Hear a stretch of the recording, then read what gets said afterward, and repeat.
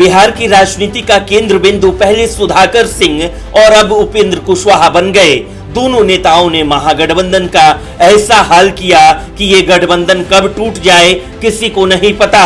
दोनों की वजह से चाचा भतीजे के रिश्ते में काफी दरारें दिखाई दे रही है। वहीं आरजेडी और जेडीयू के बीच क्या डील हुई है, ये तो राजनीति के अंदर खाने में ही कैद होकर रह गई। लेकिन उपेंद्र कुशवाहा ने बीजेपी से नजदीकियों का एक नया रास्ता जरूर खोल दिया।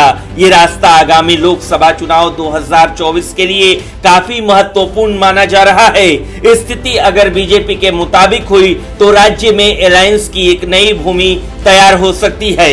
वैसे भी बीजेपी और उपेंद्र कुशवाहा के बीच पुराने संबंधों की लकीर अभी मिटी नहीं है, यूं कहिए कि फिर से ताजी होती दिखाई दे रही है। दरअसल जब से जेडीयू संसदीय बोर्ड के अध्यक्ष उपेंद्र कुशवाहा ने पार्टी के राष्ट्रीय अध्यक्ष ललन सिंह की ओर इशारा करते हुए कहा कि पार्टी कमजोर हो गई, इसका इलाज करना होगा, तभी से कुशवाहा जेडीयू के शीर्ष नेतृत्व के निशाने पर आ गए। बवाल तब बढ़ गया जब सोशल साइट पर एक फोटो वायरल हुई जिसमें बीजेपी के 3 प्रवक्ताओं से उपेंद्र कुशवाहा बात करते हुए दिखाई दे रहे हैं। हालांकि कुशवाहा और बीजेपी के तीनों प्रवक्ताओं ने कहा कि ये औपचारिक मुलाकात थी, लेकिन इस मुलाकात के बाद जेडीयू के भीतर गर्मा गर्मी शुरू हो गई।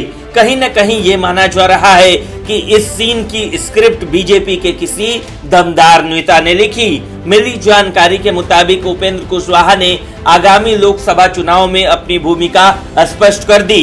इतना तो तय है कि उनका राजनीतिक सफर अब जेडीयू के साथ नहीं चलने जा रहा है। जेडीयू में उनका वही हश्र होगा जो शरद यादव या फिर आरसीपी सिंह का हुआ। उन्हें भी यूं ही छोड़ दिया जाएगा और वे एक दिन स्वयं पार्टी छोड़ देंगे। उपेंद्र कुशवाहा ने अपने राजनीतिक जीवन में एक और बड़ी भूल ये कर दी कि उन्होंने अपनी पार्टी का विलय जेडीयू के साथ कर दिया। आज अगर वो रालोसपा के साथ बतौर अलायंस के रूप में महागठबंधन से जुड़ते तो वे आराम से गठबंधन तोड़ अलग हो जाते। अब उनके पास 2 ही विकल्प बचा है, या तो बीजेपी ज्वाइन करें या पार्टी बनाकर एनडीए के एक और गठबंधन दल के रूप में शामिल हो। बीजेपी की भूमिका का अंदाजा तो प्रदेश अध्यक्ष संजय जायसवाल के उस बयान से लगाना चाहिए जिसमें उन्होंने कहा था कि वे ऐसे हर राजनेता का स्वागत करेंगे जिन्होंने 1990 से 2005 के बीच जंगल राज के विरुद्ध राजनीतिक लड़ाई लड़ी है।